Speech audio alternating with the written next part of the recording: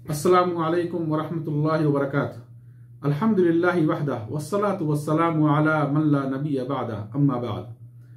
अमराज और वबाओं से नजात के लिए बदन की सफाई का एहतमाम।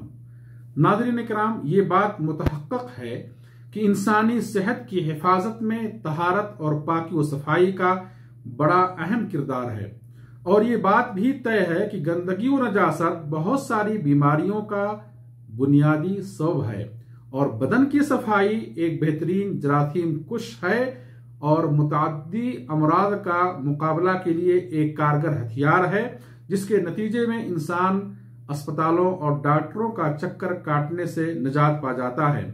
मुअज़्ज़ज़ सामिईन किराम, हदीस नबवी है, व इन्ना लिजसदिका अलैका हक़्क़न, कि तुम्हारे बदन का तुम्हारे ऊपर हक है, और बदन का एक हक ये है कि जब वो गंदा हो तो उसे साफ किया जाए, और सत्र के लिए पाक व साफ लिबास ज़ेब-ए-तन किया जाए।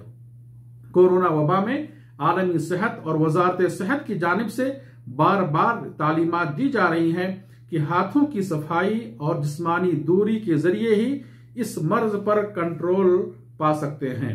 चूंकि इंसान अपने हाथों से बीसियों काम करता है, जिसके सबब मैल कुचैल और बैक्टीरिया लगने, जरासीम का हाथों से मुसलसल चिमटे रहने का कवी इम्कान होता है, और मुख्तलिफ किस्म के वायरस इंसानी जिस्म में दाखिल होकर मुहलिक अमराज पैदा कर सकते हैं।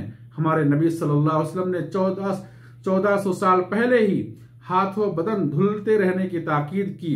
चुनांचे खाना खाने से पहले हाथों को धुलने का हुक्म दिया, खाने पीने के वक्त बर्तन में सांस लेने से मना फरमाया, और हुक्म दिया कि जब तुम में से कोई शख्स नींद से बेदार हो तो अपने हाथों को 3 बार धुले बगैर बर्तन में न डाले। मुत्तफक अलैह रिवायत है। इस्तिंजा क़ज़ाए हाजत से फारिग होने के बाद पानी से धुलने का हुक्म दिया, और पानी ना हो तो मिट्टी से साफ करने का हुक्म दिया।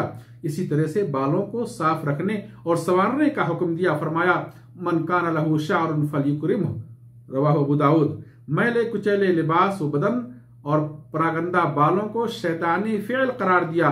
गैर जरूरी गंदे बालों की सफाई को फितरत इस्लाम बताया।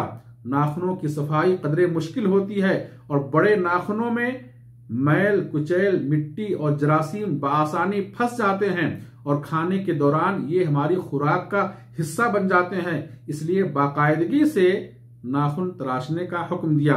वजू में उन आज़ा को धुलने का हुक्म दिया जहां मैल कुचैल और गर्दो गुबार लगने का इम्कान ज्यादा होता है। गुस्ल के जरिए बदन की सफाई का एहतमाम किया। मुंह की सफाई के लिए मिसवाक की ताकीद की।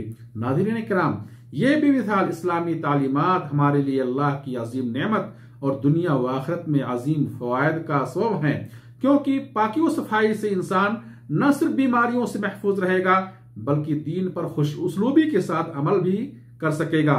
इस्लाम और मौजूदा तहकीकात का मुताला करने वाला बेसाख्ता एतराफ किए बगैर न रहेगा कि ये किसी इंसान का खुद साख्ता गढ़ा हुआ दीन नहीं, बल्कि अल्लाह खालिक कायनात का नाजिल करदा दीन है। अल्लाह से दुआ है अल्लाह हम सबको इस वबा से महफूज रखे और इस्लामी तालीमात पर अमल करने की तौफीक दे। व आखिर दावाना अनिल हम्दुलिल्लाहि रब्बिल आलमीन। वस्सलामु अलैकुम व रहमतुल्लाहि व बरकातुहू।